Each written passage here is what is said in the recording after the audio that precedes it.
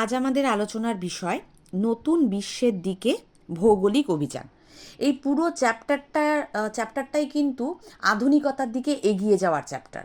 মানে মানুষ কি করে প্রাচীন মধ্যযুগীয় মানসিকতা ছেড়ে ধীরে ধীরে শিক্ষার আলোয় এসে যায়, কি করে বৈজ্ঞানিক দৃষ্টিভঙ্গি মানুষের উন্মুক্ত হয়, মানুষ কি করে দেশ বিদেশকে চেনে জানে, সেটা নিয়ে পড়াশোনা করে, চর্চা করে, ভ্রমণ করে, সেই সব কিছু নিয়ে এই পুরো চ্যাপ্টারটা। মানে সম্পূর্ণভাবে জ্ঞানের দিকে যাওয়া, শিক্ষার আলোকে যাওয়া এবং তার সাথে সাথে অনুসন্ধান করার ইচ্ছাটা মানুষের মধ্যে বেড়ে যাওয়া।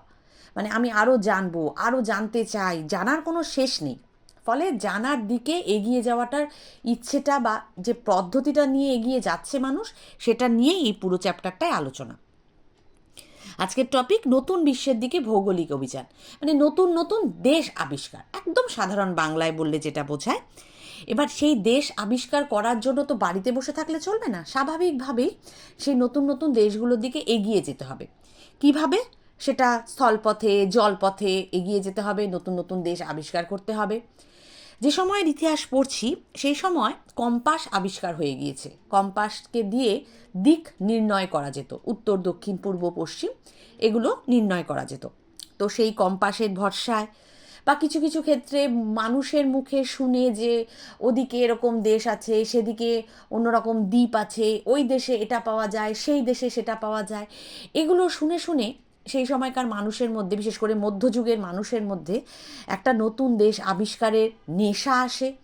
নতুন দেশ থেকে নানা রকমের জিনিস নিয়ে ব্যবসা বাণিজ্য করার চিন্তাভাবনা আসে এবং তারা বিভিন্ন দেশগুলোর উদ্দেশ্যে বা যে দেশগুলোকে তারা জানেও না সেগুলোকে আবিষ্কার করার উদ্দেশ্যে জাহাজ নিয়ে বেরিয়ে পড়েন। ভ্রমণ পিপাসু মানুষ যারা ঘুরতে ভালোবাসেন, নাবিক যারা বহুদিন ধরে সমুদ্রে থেকে যেতে পারবেন, ভৌগোলিক চিন্তাভাবনা সম্পর্কে যাদের ধ্যান ধারণা আছে, সে সমস্ত মানুষেরাই নিজের দেশ ছেড়ে ভৌগোলিক আবিষ্কারের জন্য জাহাজ নিয়ে, কখনো নৌকা নিয়ে এক দেশ থেকে আরেক দেশের উদ্দেশ্যে বেরিয়ে পড়ে। তাদের কিন্তু কোনো সঠিক উদ্দেশ্য ছিল না যে এই দেশেই যাব বা এই দিক দিয়েই যাব। তারা জানতো পৃথিবী গোল, ফলে যেখান থেকেই আমি জার্নি শুরু করি না কেন আমি আবার এসে নিজের দেশেই পৌঁছাবো। সেই কারণে তারা সবাই কম্পাসের ভরসায় হয় নিজে একা, নয়তো জাহাজে করে কিছু লোকজন নিয়ে, খাদ্যদ্রব্য নিয়ে বেরিয়ে পড়তো ভৌগোলিক আবিষ্কারের উদ্দেশ্যে। তাদের এই ভৌগোলিক আবিষ্কার বা এই ভৌগোলিক জায়গাগুলো ভ্রমণের ক্ষেত্রে তাদেরকে নানা রকম পারিপার্শ্বিক পরিস্থিতি সাহায্য করেছিল। প্রথমে যে সিচুয়েশনটা সাহায্য করেছিল সেটা হচ্ছে সেই দেশের মানুষেরাই ভ্রমণে বেরোতেন যে দেশের আভ্যন্তরীণ একটা সুস্থিতি বজায় ছিল এবং রাজারা সেই দেশের নাবিকদের সাহায্য করতেন।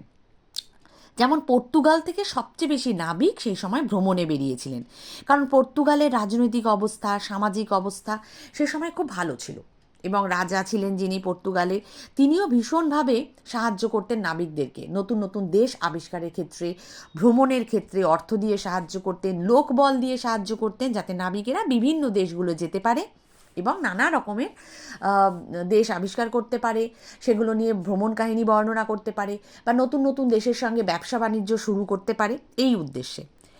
বাণিজ্যিক প্রতিদ্বন্দ্বিতাও কিন্তু এই ভৌগোলিক আবিষ্কারের একটা বড় কারণ।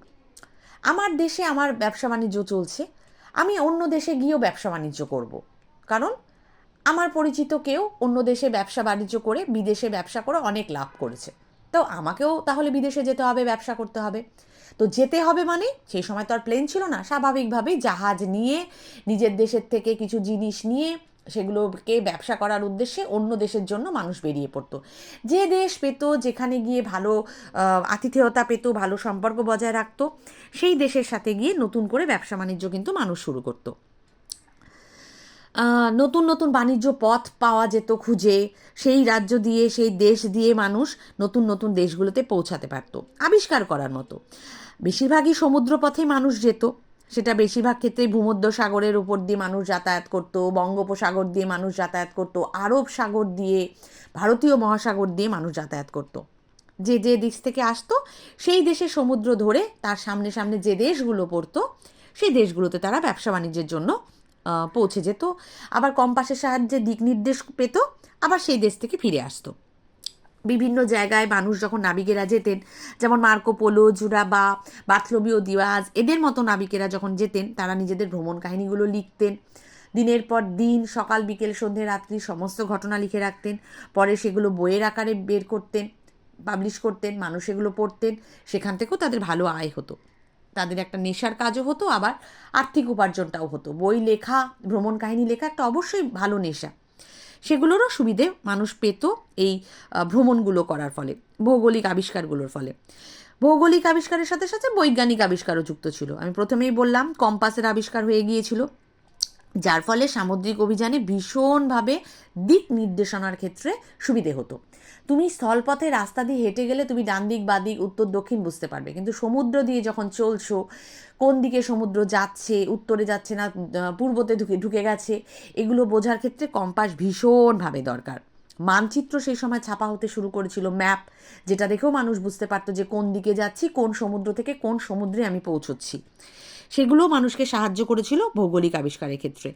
চার্চগুলো এই ধরনের অভিযানগুলোকে সাপোর্ট করতো, কারণ এগুলো অভিযানের মাধ্যমে এই খ্রিস্টান দেশগুলো থেকে যে নাবিকেরা যেতেন বিভিন্ন দেশে, সেখানে তারা নিজেদের ধর্ম প্রচার করতেন। এই ভৌগোলিক আবিষ্কার বা এই ভ্রমণগুলোর ধর্মপ্রচারও কিন্তু একটা বিশাল বড় উদ্দেশ্য ছিল। সেই দেশে গিয়ে খ্রিস্ট ধর্মের প্রচার ঘটাতেন এবং বহু মানুষকে খ্রিস্ট ধর্মে তারা দীক্ষিত করতেন, কনভার্ট করতেন, ধর্মান্তর করতেন। এই কাজগুলোও কিন্তু সেই সময় প্রচণ্ড পরিমাণে করা হতো। আর মুসলিম অনুপ্রবেশ, মানে মুসলমানদের যেন আর বৃদ্ধি না হয়, সেই জন্যও কিন্তু চার্চগুলো নাবিকদের পাঠাতেন, যাতে খ্রিস্ট ধর্মের প্রচার বৃদ্ধি করা যায় এবং ইসলামের প্রচারটা কমিয়ে দেওয়া যায়। বহু দেশেই জনসংখ্যা কমে গিয়েছিল, নানা রকম যুদ্ধ বিগ্রহের ফলেও হোক, আয় কমে যাওয়ার কারণেও হোক, জনসংখ্যা কমে যায়। ফলে কাজের লোক পাওয়া যেত না শহরগুলোতে। সেক্ষেত্রেও এই ধরনের আফ্রিকা, ভারতবর্ষের চীন, এরকম দেশগুলো যখন আবিষ্কার হয়, সেখান থেকে খুব কম পয়সায় বা বিনা পয়সায় প্রচুর শ্রমিক নিয়ে আসা হতো ইউরোপের দেশগুলোতে কাজ করানোর জন্য। মানে মানব ব্যবসা বা দাস ব্যবসাটাও কিন্তু ভৌগোলিক আবিষ্কারের ক্ষেত্রে একটা বড় কারণ ছিল। নিজেদের ধর্মের প্রচার, নিজেদের ব্যক্তিগত বীরত্বের প্রচার করার জন্য নানা ধরনের দেশে দেশে নাবিকেরা ঘুরে বেড়াতেন, যেখানে নিজেদের রাজা রানীর প্রচার ঘটাতেন, নিজেদের ধর্মের প্রসার ঘটাতেন, নিজেদের বীরত্বের প্রচারও ঘটাতেন। যেখানে বলতেন যে দেখো আমি এত সাহসী, আমি ওইখান থেকে এসেছি, এখান থেকে 3000 মাইল দূরত্ব থেকে এসেছি। ফলে তাদেরও বীরত্ব প্রকাশ পেত, তাদের রাজা রানীদেরও বীরত্ব প্রকাশ পেত, এবং তার সাথে সাথে তাদের ধর্মেরও প্রচার হয়ে যেত। এই সমস্ত কারণগুলো, একের পর এক কারণগুলোর জন্যই কিন্তু মানুষ ভৌগোলিক আবিষ্কারে অংশগ্রহণ করে। বিভিন্ন দেশ বিভিন্ন সময় এই ভৌগোলিক অভিযানগুলোতে অংশগ্রহণ করেছে, তবে সবচেয়ে বেশি যে দেশ অংশগ্রহণ করেছে সেটা ছিল হচ্ছে পর্তুগাল, তারপর স্পেন, হল্যান্ড, ইংল্যান্ড, ফ্রান্স, কিন্তু সবচেয়ে বেশি যে দেশ নাবিক পাঠিয়েছিল নিজেদের, সে দেশ ছিল হচ্ছে পর্তুগাল। পর্তুগালের রাজনৈতিক অবস্থা খুব ভালো ছিল, শান্তি বজায় ছিল। নৌ প্রযুক্তিতেও পর্তুগাল অনেকটা উন্নতি করে ফেলেছিল, নানা রকমের ছোট ছোট যন্ত্র আবিষ্কার করেছিল, যেগুলো দিয়ে দিক নির্দেশ করা যেত, নানা রকমের সুযোগ সুবিধা ছিল।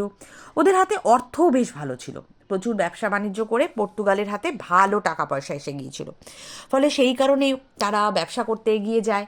সেরকম ওদের প্রতিদ্বন্দ্বী কেউ ছিল না, সেই রিজনটাও একটা ভ্যালিড রিজন ছিল। মানুষ এগিয়ে আসে যে আরও এগিয়ে যাব, আরও বেশি বেশি করে ব্যবসা করব, বেশি টাকা উপার্জন করব। ইসলামকে ওরা আটকাতে চেয়েছিল, খ্রিস্ট ধর্মের প্রচার ঘটাতে চেয়েছিল। সেই কারণেও কিন্তু তারা বিভিন্ন দেশগুলোতে যেত, মানুষকে টাকা পয়সা দিয়ে সাহায্য করে তাদেরকে ধর্মান্তর করত, তাদেরকে তাদের যেটা বেসিক ধর্ম ছিল সেখান থেকে খ্রিস্ট ধর্মে দীক্ষা দিত। এগুলোও কিন্তু পর্তুগালের নাবিকেরা করতেন। ফলে পর্তুগাল থেকে প্রচুর পরিমাণে নাবিক এরকম ভৌগোলিক আবিষ্কারের উদ্দেশ্যে বেরিয়ে পড়েছিলেন। পর্তুগালের নাবিকদের মধ্যে রাজকুমার Henry, Diogo, Bartholomew Dias, Vasco da Gama, Albuquerque, Cabral, এরা সব বিখ্যাত এক একজন নাবিক ছিলেন। এদের মধ্যে অনেকের নাম তোমরা আগেও পড়েছো, যেমন বার্থলোমিও দিয়াজ, ভাস্কো দা গামা, আমরা বহুবার ওনাদের নাম পড়েছি। পর্তুগিজ নাবিকরা দাবি করেছিল তারা ক্যানারি দ্বীপপুঞ্জ আবিষ্কার করেছিল, কিন্তু পরে এই স্থান নিয়ে স্পেনের সঙ্গে তাদের বিরোধ হয়।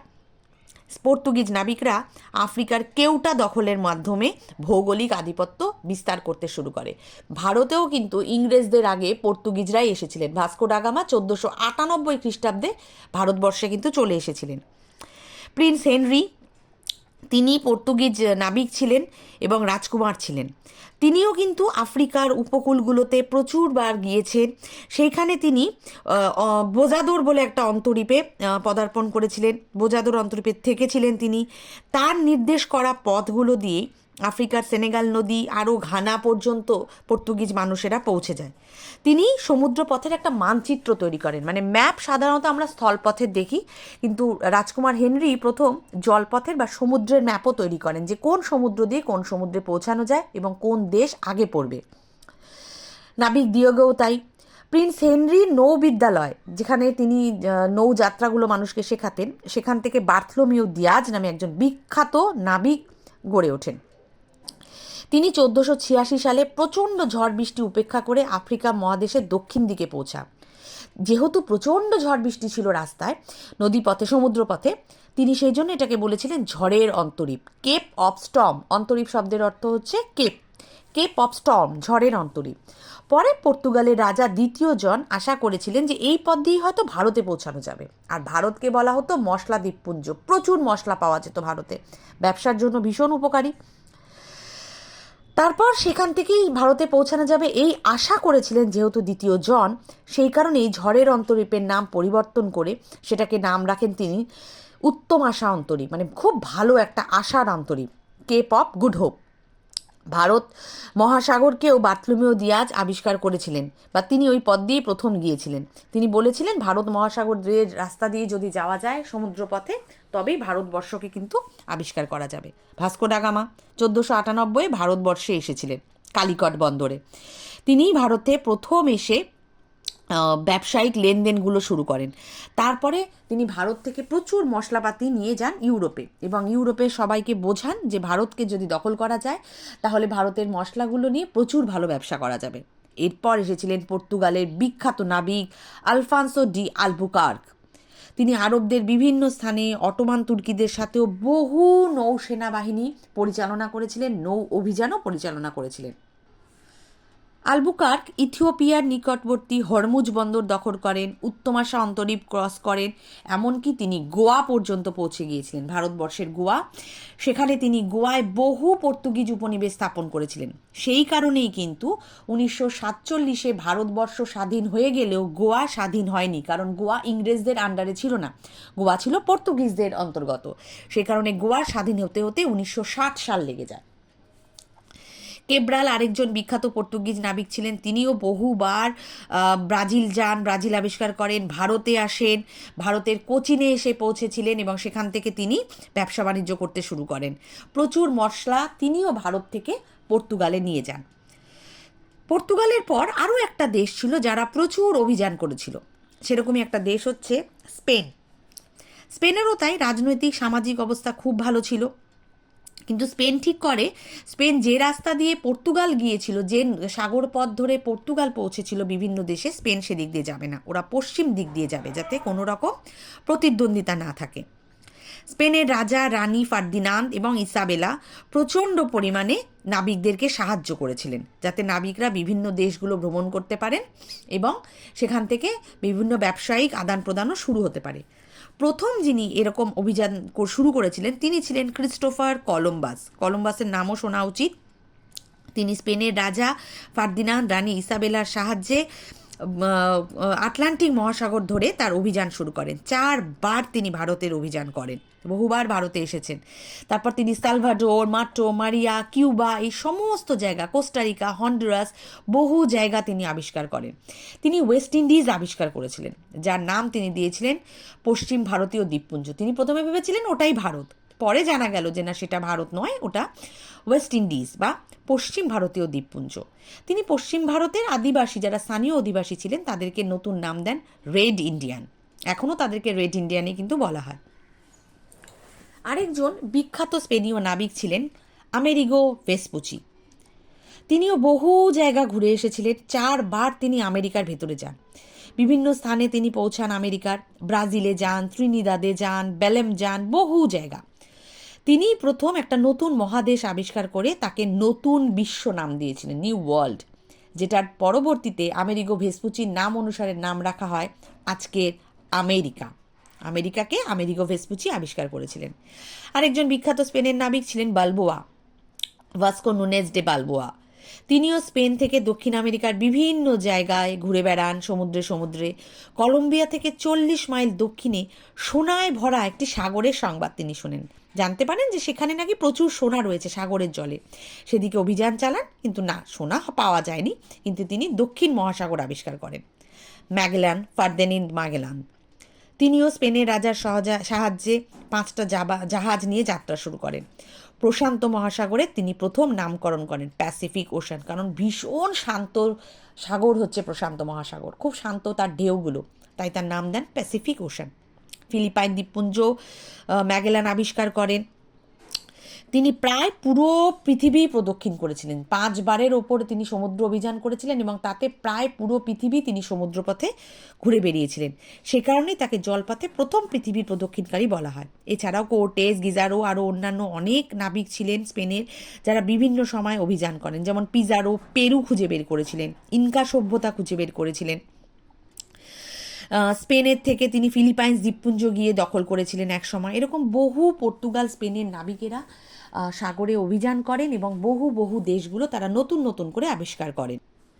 পর্তুগাল, স্পেন ছাড়াও হল্যান্ড, ইংল্যান্ড, ফ্রান্সের নাবিকেরাও বহুবার আবিষ্কার করার জন্য ভৌগোলিক পথ দেখার জন্য সমুদ্র অভিযান শুরু করেন। হল্যান্ডের নাবিকেরা যেমন ভারত মহাসাগরীয় অঞ্চলে বহুবার যাতায়াত করেন। ভারতের বহু জায়গায় হল্যান্ডের নাবিকেরা বসতি স্থাপন করেন পর্তুগিজদের পরপর। তারপর আফ্রিকাতে গিয়ে তারা থাকতে শুরু করে। ইংল্যান্ডের নাবিকেরা অনেকে বের হন, যারা বিভিন্ন জায়গা দখল করেন, সেখানে থাকতে শুরু করেন, বসবাস করেন, ব্যবসা বাণিজ্য করেন। ফ্রান্সেরও তাই। ভৌগোলিক অভিযানগুলো হওয়ার ফলে কি হয়, প্রথম যেটা সুবিধে হয়, বহু নতুন নতুন দেশ আবিষ্কার করা যায়, যেগুলো সম্পর্কে মানুষ জানতোই না।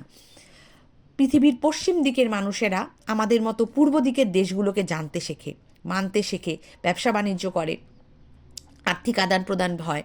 ফলে পশ্চিম দিকের যে দেশগুলো রয়েছে, ইউরোপ, আমেরিকা, স্পেন, পর্তুগাল, তাদের প্রচণ্ড গুরুত্ব বৃদ্ধি পায়।